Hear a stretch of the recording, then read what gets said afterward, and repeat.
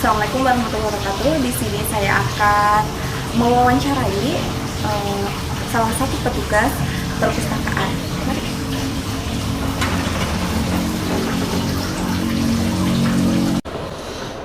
Assalamualaikum warahmatullahi wabarakatuh. Waalaikumsalam warahmatullahi wabarakatuh. Bapak, di sini saya ingin mewawancarai Bapak, apa boleh? Silakan. Sebelumnya perkenalkan, nama saya Sriwidya, NIM 0322336, dan rekan saya Sulis Nurfaliso, NIM 0322341. Kami dari Stikom, yaitu Sekolah Tinggi Ilmu Komunikasi Bandung, Pak. Ya, Di sini saya mau mewawancarai Bapak. Sebelumnya nama Bapak siapa ya, Pak? Pak Sep Wahyudin. Ya, baik. Bapak berapa lama mengajar di sini? 2010. Udah lama juga ya, Pak? Ya, berarti 13 tahunan. Baik, Pak. Di Manduang Kuningan ini, literasinya apakah masih berjalan dengan lancar? Literasi apa maksudnya? Literasi membaca ya di perpus ini. Oh, setahu saya anak-anak rajin ya, selain buku pelajaran tentu saja yang dipinjamkan saat KBM, juga ada buku-buku yang lain. Bisa dilihat ini. Biasanya anak-anak kalau istirahat di sini atau jam kosong di sini lesehan dulu baca-baca, atau di belakang juga ada pilihan majalah atau novel yang lain. Kita kebetulan yang saya tahu ada Manglek, majalah bahasa Sunda, itu langganan. Terus sebelumnya juga ada langganan majalah apa gitu ya. Biasanya anak-anak kalau waktu luang baca-baca di sini. Selain sebagian dipinjam gitu, yang novel, roman, yang agak tebal-tebal itu kebanyakan yang remaja-remaja gitu ya, temanya yang apa tuh, seperti ya tema remaja, cinta dan lain-lain. Masih yang saya tahu, atau bisa dilihat aja di daftar hadir kan, yang hadir ke sini itu biasanya nulisnya di depan. Pertanyaan selanjutnya, perpustakaan ini bukanya jam berapa ya, Pak? Ya, sebetulnya sejak pagi juga buka, pukul 7 udah buka. Rata-rata kan pukul 7 anaknya langsung KBM. Ya.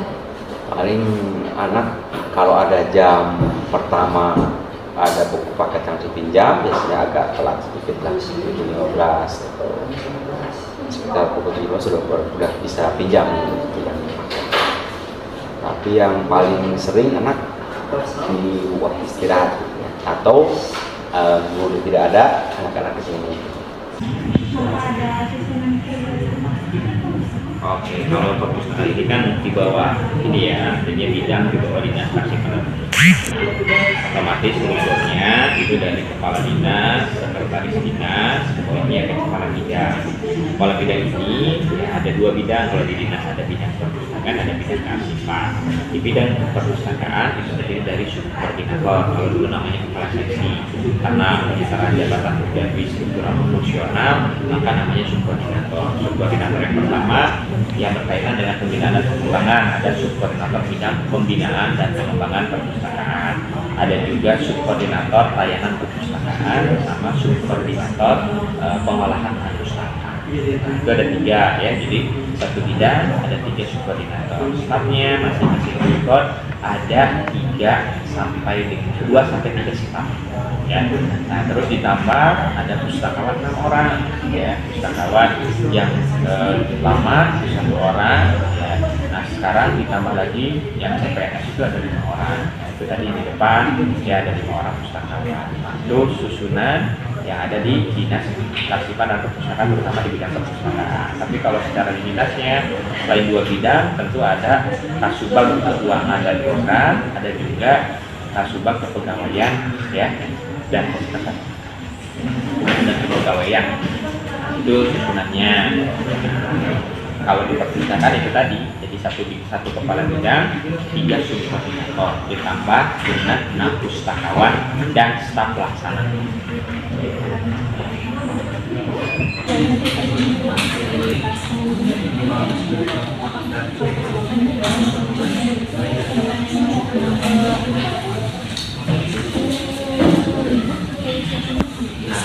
Tergantung ya, karena kita secara gedung, secara fasilitas ini belum representatif. Kenapa belum representatif? Seharusnya ruang rapat, ruang diskusi, ruang baca, ruang referensi itu terpisah.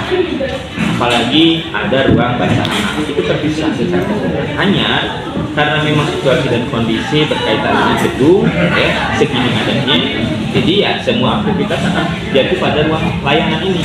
Gitu. Kalau secara representatif mungkin jauh ya, atau belum representatif, karena kan aktivitasnya masing-masing ya. Ada suasana, seharusnya kan kita juga punya ruang istirahat, ruang makan dan lain sebagainya, dalam artian ya supaya situasi dan kondisinya nyaman gitu ya. Cuman karena sejauh ini keadaan kita seperti ini, ya mau tidak mau ya semuanya harus memaklumi lah. Tapi kalau untuk misalkan sesi pingin outdoor, kita juga sebenarnya menyediakan itu ada ruang baca outdoor ya. Nah, itu bisa digunakan untuk diskusi, untuk kegiatan, bahkan di belakang juga ada taman bermain anak bagi anak-anak kecil atau anak-anak PAUD atau anak SD yang berkunjung ke perpustakaan.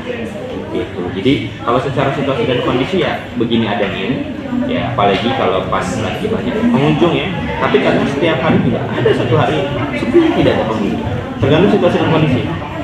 Gitu. Jadi nggak bisa diprediksi ya. Tapi kalau misalkan dilihat secara keluar masuk ya, sehari itu bisa 15 sampai 20 pengunjung ya, yang misi daftar hadir. Ada juga yang tidak misi daftar hadir, jadi asal masuk saja, itu juga tidak terdata oleh kami ya. Kenalkan, nama saya Yunita Rizkyani dan mahasiswa Sekolah Bandung. Saya ingin mewawancara kegiatan perpustakaan di SDN Sukaakun. Terima kasih, Teh Nita. Kegiatan di perpustakaan SD Sukaakun, alhamdulillah baik ya. Cuma ada kekurangan, insya Allah diperbaiki lagi. Nama saya Bu Lilis, saya sebagai guru kelas dan pustakawan di sini. Ya, lanjut. Mau bertanya boleh Bu? Ya, silakan. Sarana di perpustakaan ini yang kurang lengkap atau belum terpenuhi? Oh, sarana di sini tuh buku-buku cerita ya, kok masih kurang banyak, dan buku-buku pengetahuan yang lainnya. Kalau yang lainnya sampai mudah-mudahan ada rezeki lagi. Apa susah sebenarnya menjadi pustakawan? Susahnya itu kalau anak-anak ketika membaca itu ribut, susah diatur, kurang tertib. Senangnya itu alhamdulillah dengan sering ke perpustakaan anak-anak jadi senang membaca dan tidak terlalu banyak main HP ya. Kalau sudah senang membaca hebat ya. Ya. Terima kasih Bu informasinya. Semoga lebih baik lagi. Amin. Maaf Ibu, masih ingin bertanya kalau untuk peraturan di perpustakaan ini seperti apa ya? Biasanya kalau misalkan untuk perpustakaan ini setiap anggota atau siapapun yang mau masuk harus pakai kartu perpustakaan. Kalau misalkan ada mau pinjam buku atau apa harus dikembalikan dengan tepat. Seperti itu. Kalau untuk peraturannya misalnya siswa harus apa kalau ingin membaca di perpustakaan? Tidak harus tenang, tidak boleh bawa HP, tidak boleh bawa makanan, tidak boleh mengobrol. Kalau untuk daya tarik dari perpustakaan ini sendiri, misalnya yang bikin siswa tertarik untuk baca, untuk belajar di perpustakaan ini itu metodenya digunakan seperti orang apa ya? Biasanya kita ada iklan, misalkan lewat media sosial atau lain-lainnya gitu ada. Nah itu aja. Baik, terima kasih Ibu waktunya. Di sini saya akan mewawancarai kalian bertiga ya, supaya kalian bertiga itu dapat mengetahui bahwa kalian itu mempunyai otak kiri atau kanan. Nah, di mana otak kiri itu lebih cenderung ke objektivitas dan atau rasionalitas, sedangkan otak kanan itu lebih ke seni ya atau musik sukanya. Nah, untuk pertanyaan yang pertama, jawaban dengan jujur ya, jujur saja, jangan takut malu gitu. Anda lebih mudah mengingat orang dari apanya? Apakah nama atau wajah? Saudari namanya. Saudari Ranti namanya. Nah, sama. Saudari Nadia Wajahnya. wajah.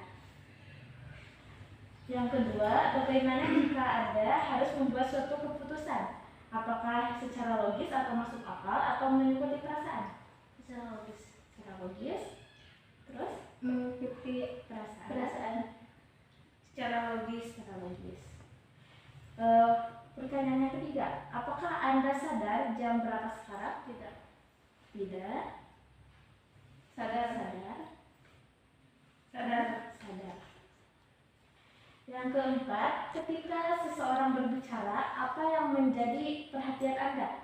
Apakah dari kalimat yang dikatakannya atau gerak-gerik dan bahasa tubuhnya? Gerak-gerik dan bahasa tubuh. Gerak-gerik, terus Kalimat. gerak-gerik. Yang kelima, apakah Anda seorang pengingat yang baik? Tidak, sama tidak ya. Yang keenam, ketika mendengar suatu lagu yang baru, mana yang lebih mudah Anda ingat? Yang pertama dari syair lagunya atau kata-katanya, atau dari irama atau nada? Irama.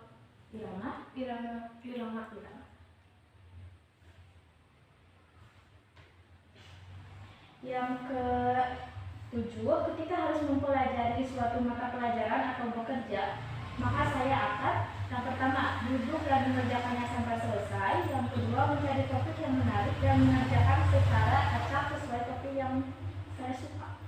Mengacak. Duduk. Nah, jadi gini nih pertanyaannya, ketika ada suatu soal, kalian lebih suka memilih disusun dari yang 1 sampai akhir atau mengacak dari yang mudah saja? Mengacak saja. Mengacak. Yang ke-8, pada saat ujian atau tes saya tidak suka pilihan ganda, benarkah? Suka pilihan ganda? Tidak. Pilihan ganda benar? ABC gak suka? Suka ya? Tidak. Yang ke-9, saya sering bertanya tentang fakta apa yang harus diketahui. Benar nggak? Suka. Jadi bodo amat gitu ya, kalau tidak. Bodo amat. Ini iya, ini tidak. Yang ke-10, hal apa yang lebih Anda sukai? Yang pertama, sesuatu yang detail atau terperinci. Yang kedua, konsep secara umum saja. Konsep semua.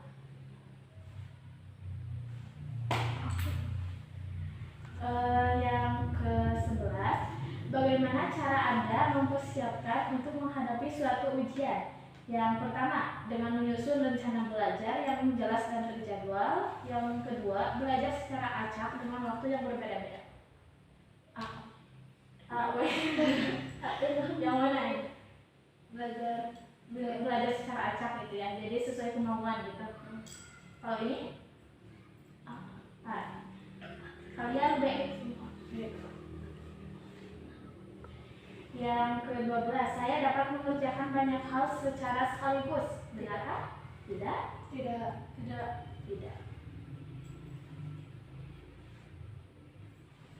Yang ke-13, saya suka atau senang menjawab pertanyaan secara langsung. Benar? Tidak semua. Yang terakhir, ketika membuat sesuatu, saya sangat suka. Yang pertama, mengikuti instruksi dan cara sesuai petunjuk yang tersedia. Yang kedua, atau membuat model dengan keinginan sendiri. Baik model. Jadi egois ya. Baik semua ya.